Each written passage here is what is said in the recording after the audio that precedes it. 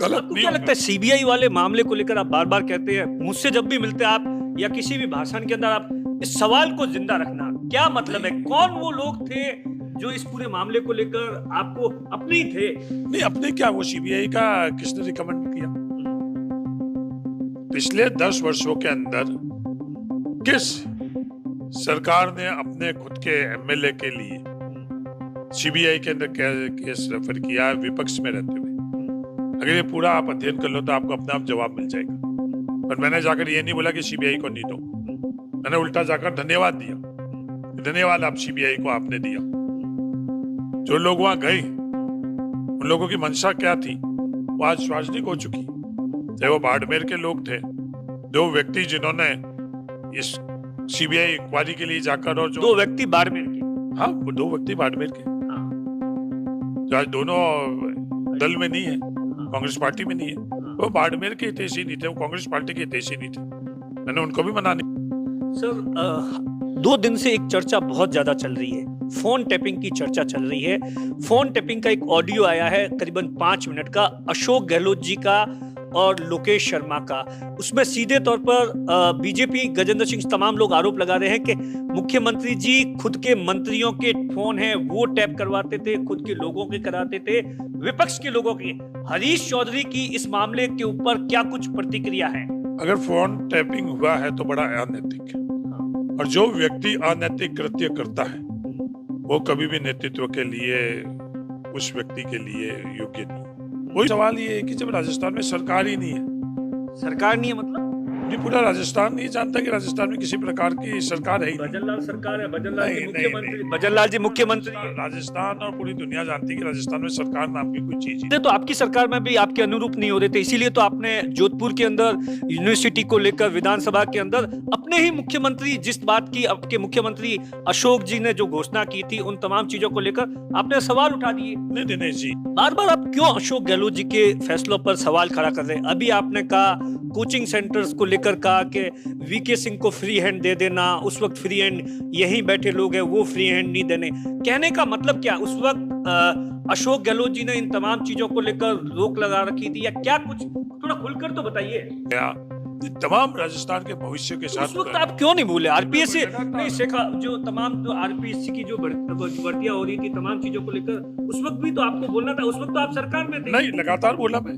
फिर आपकी मेमोरी, मेरा निवेदन है कि आप निरस्त थे, तब तक तो कुछ नहीं, बोलते नहीं थे, कैबिनेट जैसे ही कैबिनेट के अंदर रहते हुए मैंने ये सब बातें करी। कोई भी मेरे कैबिनेट जी क्यों आपको ये कहना पड़ा कि बोले हमारी सरकार थी वो वाहवाही ले रही थी और इसीलिए आज हमारा ये हाल हो गया? उस सेंटेंस का क्या मतलब था कि आपकी सरकार थी, वाहवाही सिर्फ ले रही थी और इसी की वजह से हमारा ये हाल हो गया? नहीं, देखो कई ऐसे फैसले हुए आज, कई ऐसे फैसले, उदाहरण के तौर के ऊपर जयनारायण व्यास विश्वविद्यालय का मैंने बात करी।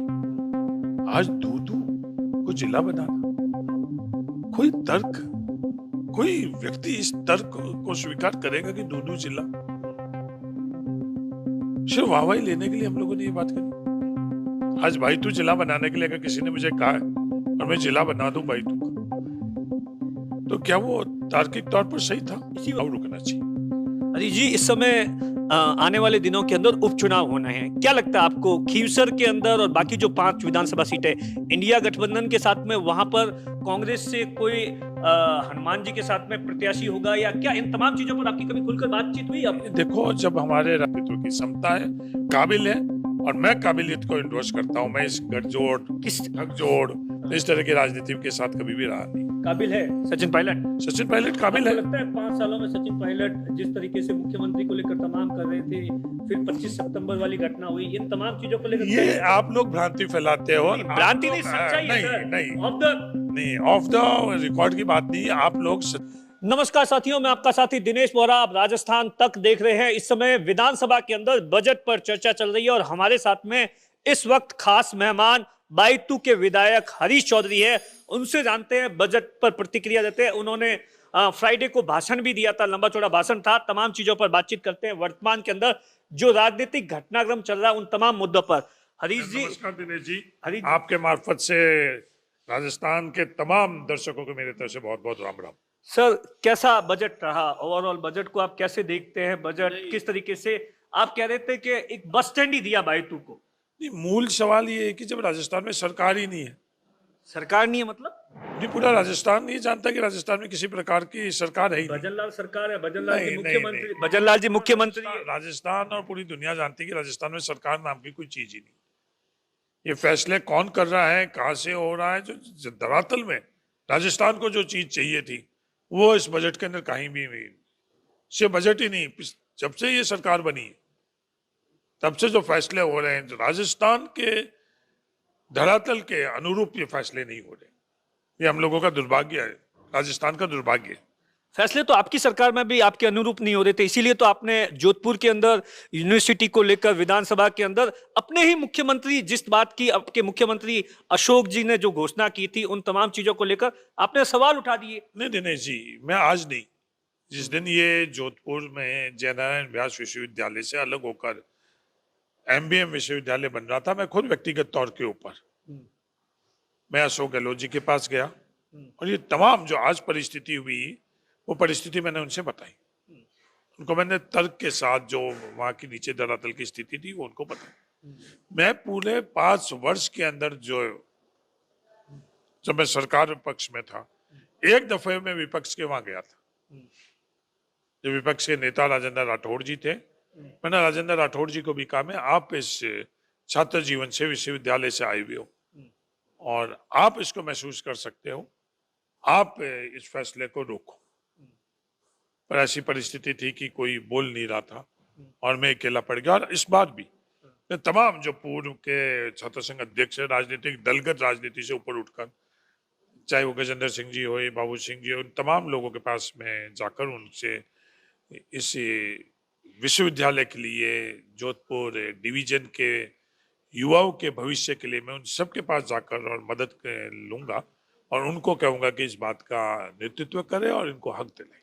बार बार आप क्यों अशोक गहलोत जी के फैसलों पर सवाल खड़ा कर रहे हैं? अभी आपने कहा कोचिंग सेंटर्स को लेकर कहा कि वीके सिंह को फ्री हैंड दे देना, उस वक्त फ्री हैंड यहीं बैठे लोग हैं वो फ्री हैंड नहीं देने, कहने का मतलब क्या? उस वक्त अशोक गहलोत जी ने इन तमाम चीजों को लेकर रोक लगा रखी थी या क्या? कुछ थोड़ा खुलकर तो बताइए।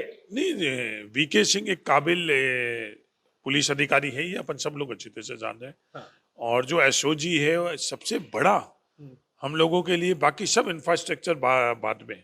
आज राजस्थान के लिए सबसे बड़ा क्या है? हमारे नौजवानों का भविष्य, जो मानव संसाधन है वो रहेगा तो राजस्थान रहेगा। वो अगर बेहतरीन होगा तो बेहतरीन राजस्थान का रहेगा। जय जय राजस्थान कब होगे? जब राजस्थान के नौजवानों का भविष्य जय जय होगा। जब पर जो नकलों के संदर्भ में, पेपर लीक के संदर्भ में, परीक्षा प्रणाली के अंदर जिस तरह से चीजें हुई, आरपीएससी के अंदर जिस तरह के लोगों को बैठाया गया, ये तमाम राजस्थान के भविष्य के तो साथ। उस वक्त आप क्यों नहीं बोले? आरपीएससी नहीं शेखा, जो तमाम जो आरपीएससी की जो भर्तियां हो रही थी, तमाम चीजों को लेकर उस वक्त भी तो आपको बोलना था। उस वक्त तो आप सरकार में थे। नहीं, लगातार बोला मैं।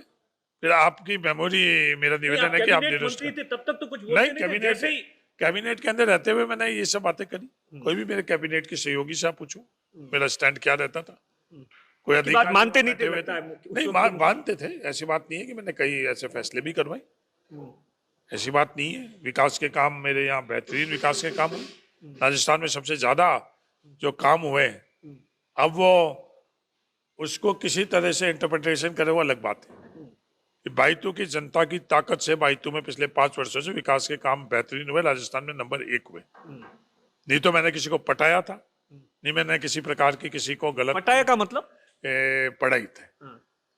पटाया का मतलब नहीं, मैंने जो भी राजस्थान के अंदर यहाँ की स्थितियां थी, तो पटाया मतलब कि ये सोचे कि मैंने किसी को पटाकर किया था, नहीं मैंने किसी को पटाकर नहीं किया। मैंने तार्किक बात रखी, जो हक और अधिकार था बायतू का, जो विकास में इतना पीछे रहा हुआ था, अभी भी प्रयास किए जा रहे हैं कि बायतू के विकास को रोके।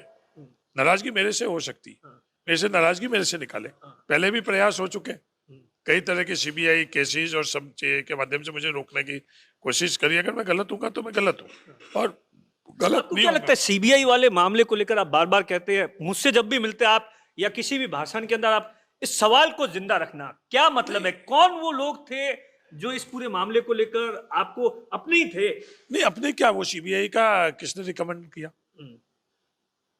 पिछले 10 वर्षों के अंदर किस सरकार ने अपने खुद के एमएलए के लिए सीबीआई के अंदर केस रेफर किया है विपक्ष में रहते हुए। अगर ये पूरा आप अध्ययन कर लो तो आपको अपने आप जवाब मिल जाएगा। पर मैंने जाकर ये नहीं बोला कि सीबीआई को नहीं दो, मैंने उल्टा जाकर धन्यवाद दिया, धन्यवाद आप सीबीआई को आपने दिया। जो लोग वहां गए उन लोगों की मंशा क्या थी वो आज सार्वजनिक हो चुकी।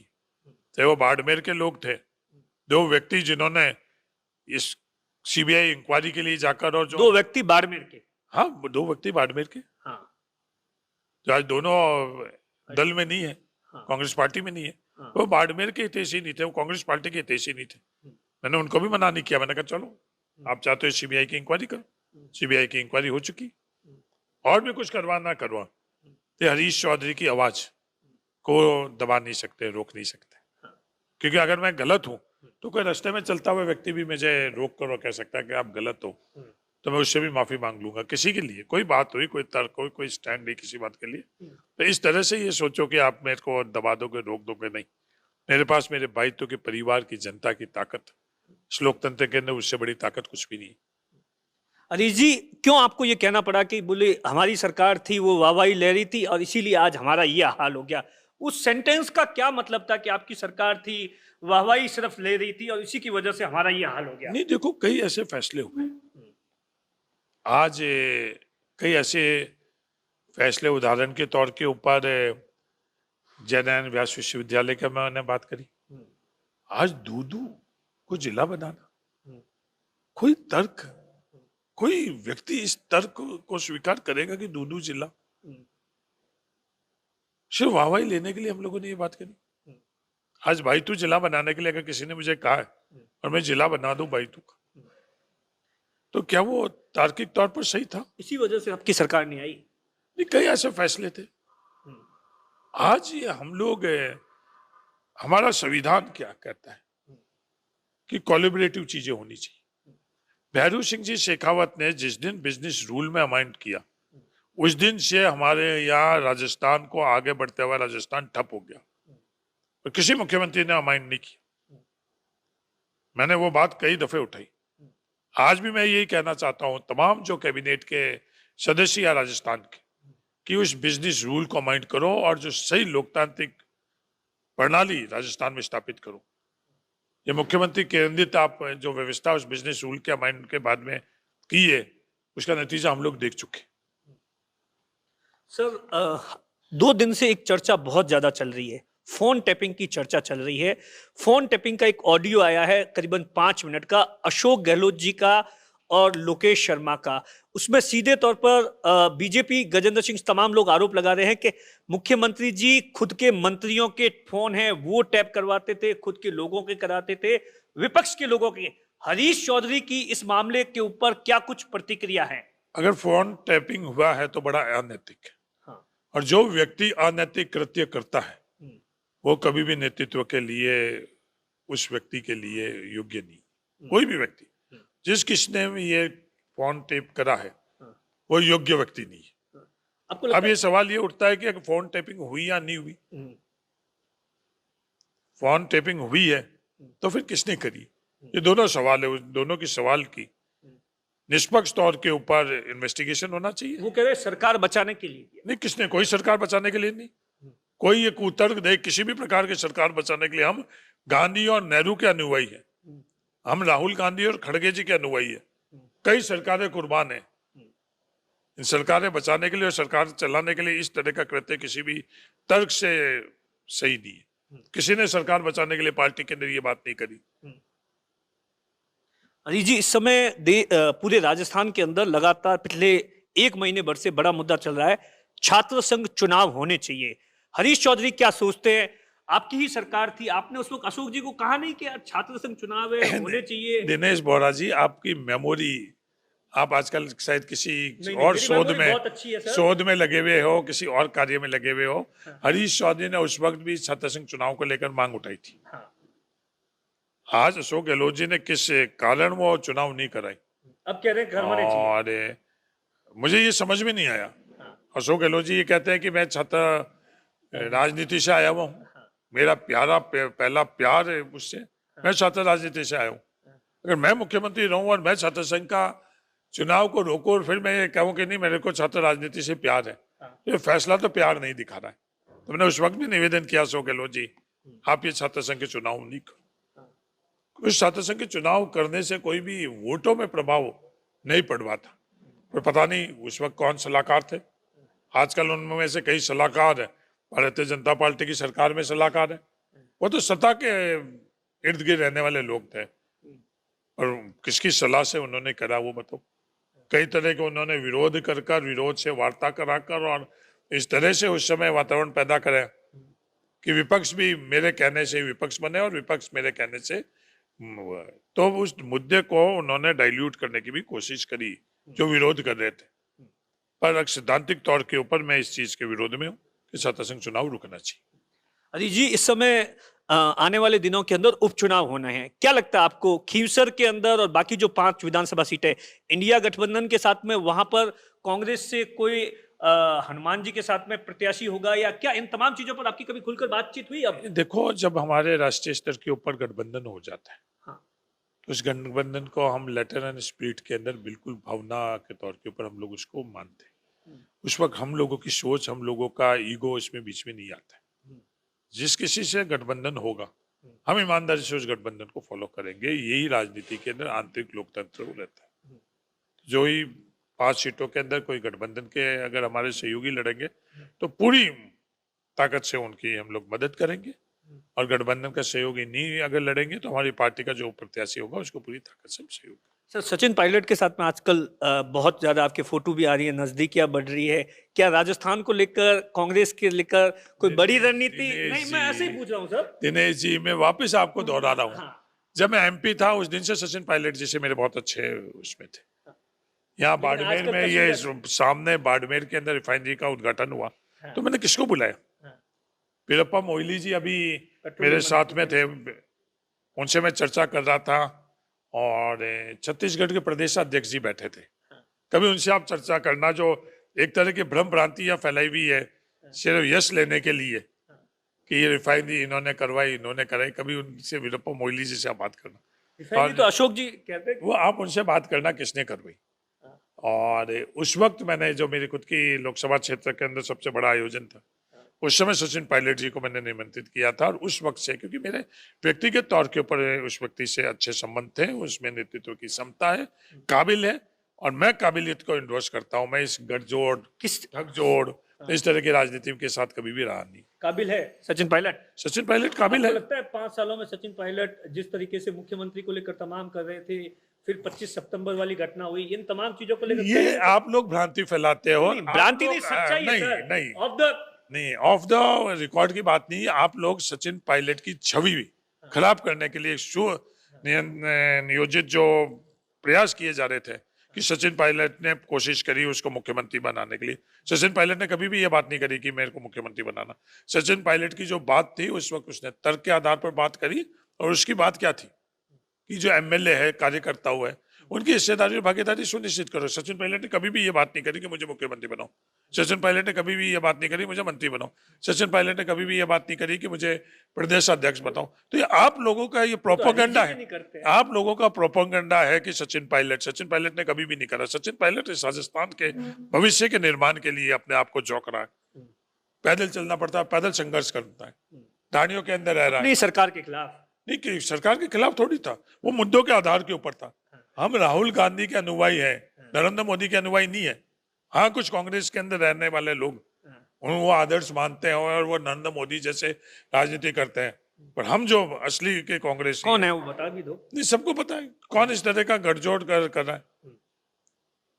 मुद्दा के आधार के ऊपर राजनीति करो, सबका भला। अच्छी दोस्ती थी, फिर सर क्या हो गया? नहीं सर, हम लोगों की राजनीति क्या है? समग्रता की और सामंजस्य की। जो भी व्यक्ति की सोच समग्रता और सामंजस्य की नहीं है, वो हम लोगों के कांग्रेस पार्टी का सदस्य ही नहीं है।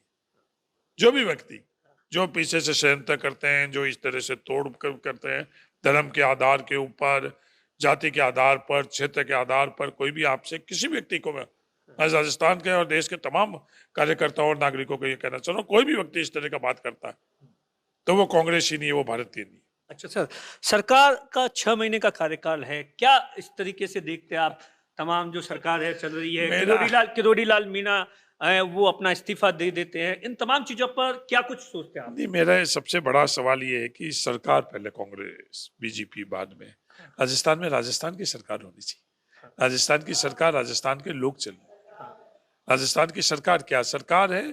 कैबिनेट, कैबिनेट फैसला ले। आज हम लोगों का ये थोड़ी है अभी कि हम कौन लोग ले रहा है, सर?